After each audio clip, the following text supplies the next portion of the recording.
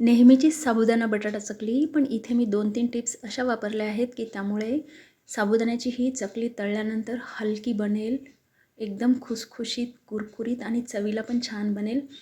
कुणीही तुमच्याकडे ही चकली जर खाल्ली, तर तुमची स्तुती केल्याशिवाय राहणार नाही, एवढी अप्रतिम बनते.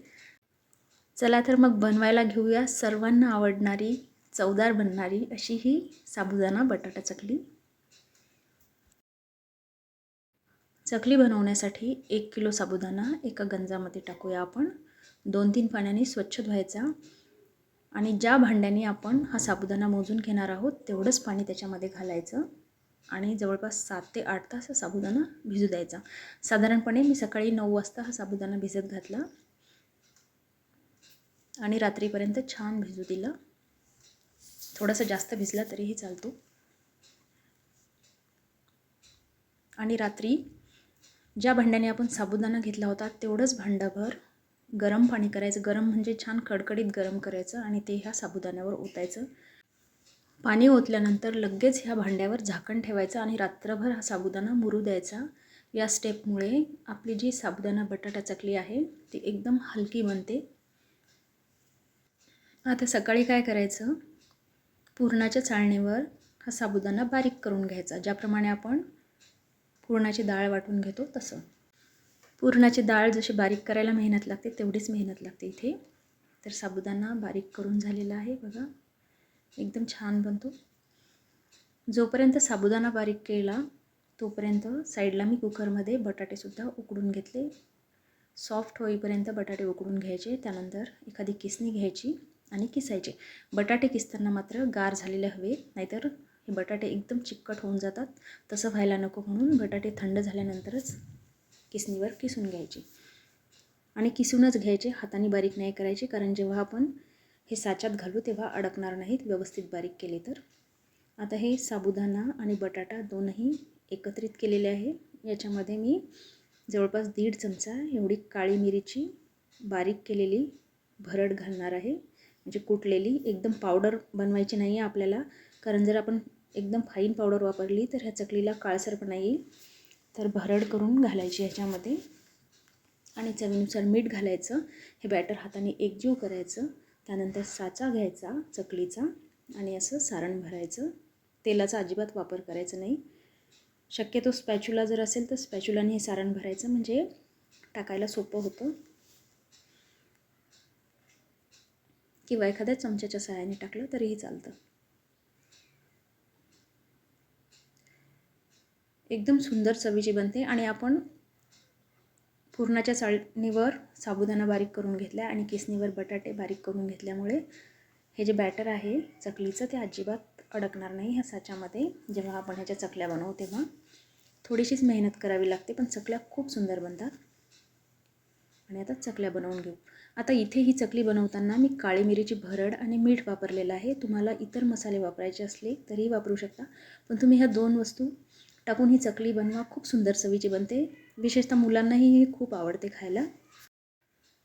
कधीकधी अचानक पाहुणे आलेले असतात किंवा आपणही साबुदाणा भिजत घालायला विसरतो उपवासाच्या दिवशी, तर त्यावेळी ह्या चकल्या काढायच्या, तळायच्या आणि खायला द्यायच्या.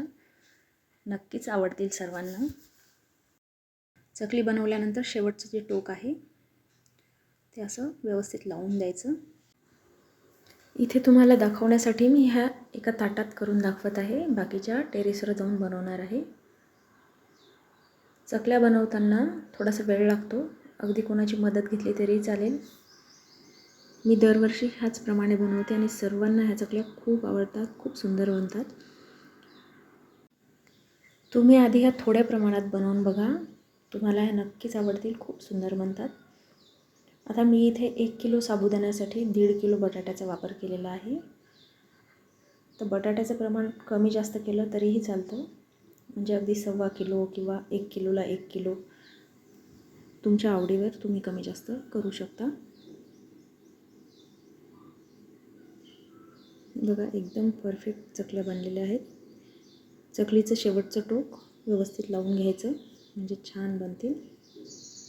आता राहिलेले आपण प्लास्टिक शीटवर बनवलेले आहेत वर. हे चकल्या बनवायला थोडासा वेळ लागतो. जर कुणाची मदत घेता आली तर घ्यायची. कारण उन्हात ह्या चकल्या करणं थोडंसं मेहनतीचं काम आहे आणि कोणाची मदत असली तर अगदी पटापट बनवल्या जातील. तर 3 ते 4 दिवस उन्हात छान वाळवून घेतलेले आहेत.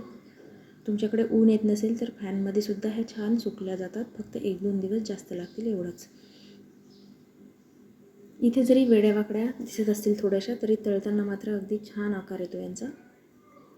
एकदम कडकडीत वाळवून घ्यायच्या आणि एखाद्या स्वच्छ डब्यात भरून ठेवायच्या. वर्षभर छान टिकतात. अचानक उपवास असणारे पाहुणे आले किंवा आपण सुद्धा साबुदाणा भिजत घालायला विसरलो तर पटकन डब्यातून काढायच्या, तेल गरम करायचं आणि तळायच्या, खायला तयार. मुलांनासुद्धा ह्या स्नॅक्ससारख्या खूप आवडतील. तर कडकडीत तेल तापवलेलं आहे, त्याच्यामध्ये चकल्या घालायच्या आणि अगदी हलक्या हाताने, झाऱ्याने इथे दाखवल्याप्रमाणे अगदी हलक्या हाताने प्रेस करायच्या, म्हणजे यांचा आकार अगदी छान होतो. तेल तापलेलं असतं त्याच्यामुळे अगदी हलक्या हाताने प्रेस करा. ह्या चकल्या अजिबात तेलकट बनत नाहीत, एकदम हलक्या बनतात, खुसखुशीत बनतात. कडक तर अजिबात बनणार नाहीत. एवढ्या खुसखुशीत बनतात की अगदी हाताने सहज तुटल्या जातात. बघा इथे दाखवल्याप्रमाणे एकदमच खुसखुशीत बनलेल्या आहेत ह्या. तर लहानांपासून मोठ्यांपर्यंत ह्या चकलीची चवसुद्धा सर्वांना आवडेल आणि बनतातही छानच. तर माझी ही रेसिपी तुम्हाला कशी वाटली हे कमेंटमध्ये मला नक्की कळवा आणि ही चकली तुम्ही नक्की बनवून बघा. खूप सुंदर चवीची बनते. धन्यवाद.